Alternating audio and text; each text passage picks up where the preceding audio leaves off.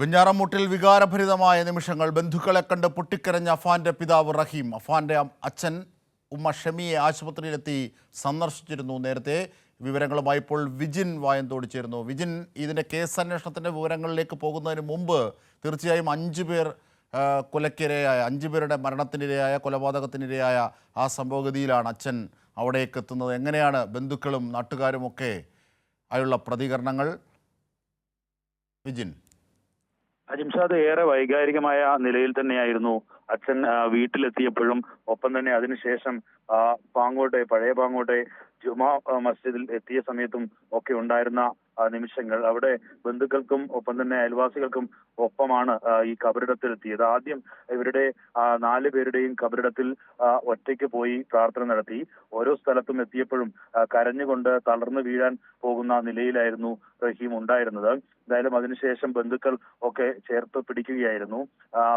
സഹോദരിയെ കണ്ടപ്പോൾ ഏറെ വൈകാരികമായി പൊട്ടിക്കരഞ്ഞ് അവരെ കെട്ടിപ്പിടിച്ച് കരയുന്ന ദൃശ്യങ്ങൾ ഒക്കെയാണ് നമ്മൾ കണ്ടത്. എന്തായാലും 4 പേർ, ഒരു കുടുംബത്തിലെ 4 പേർ തന്റെ മകനാൽ കൊല്ലപ്പെട്ടു എന്നുള്ള വാർത്ത അറിഞ്ഞതു മുതൽ വളരെ ഭക്ഷണം പോലും കഴിക്കാതെ ഇരിക്കുകയായിരുന്നു റഹീം എന്നാണ് ബന്ധുക്കൾ തന്നെ രാവിലെ നമ്മളോടൊക്കെ പറഞ്ഞത്.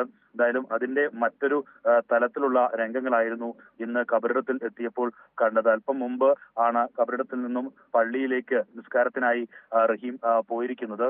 എന്തായാലും ബന്ധുക്കൾക്കൊപ്പം ഈ ആശുപത്രിയിലെത്തി ഭാര്യയെ കാണാൻ എത്തിയ സമയത്തും ഒന്നും മിണ്ടാതെ തലകുനിച്ച് ഒറ്റ പോക്കായിരുന്നു ആശുപത്രിക്കകത്തേക്ക്.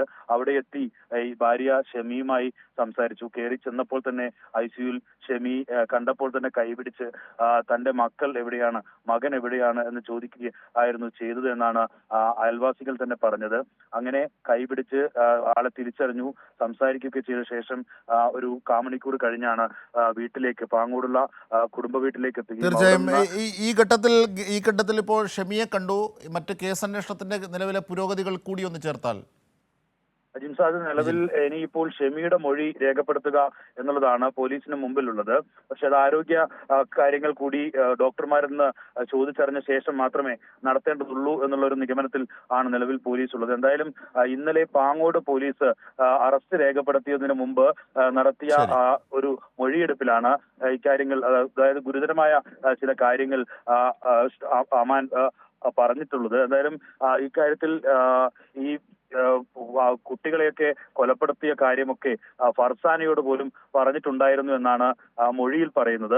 എന്തായാലും അത്ര ഭീകരമായി കൊലപ്പെടുത്തിയ കാര്യം ഫർസാനയോട് പറയുകയും ഫർസാന ഇനി എങ്ങനെ ജീവിക്കും എന്ന് ചോദിച്ചപ്പോഴാണ് ഫർസാനെ തലക്കടിച്ച് കൊലപ്പെടുത്തിയതും ആണ് അഫാൻ പറഞ്ഞിരിക്കുന്നത്. അങ്ങനെ ക്രൂരമായ നിലയിൽ തന്നെ എല്ലാവരെയും കൊന്നു എന്നതിന്റെ ഓരോ മൊഴികളാണ് നിലവിൽ പുറത്തു വന്നുകൊണ്ടിരിക്കുന്നത്. ജിംഷാദ്. ശരി വിജിൻ വായന്തോടാണ് വിവരങ്ങൾ, വിശദാംശങ്ങൾ നൽകുന്നത്.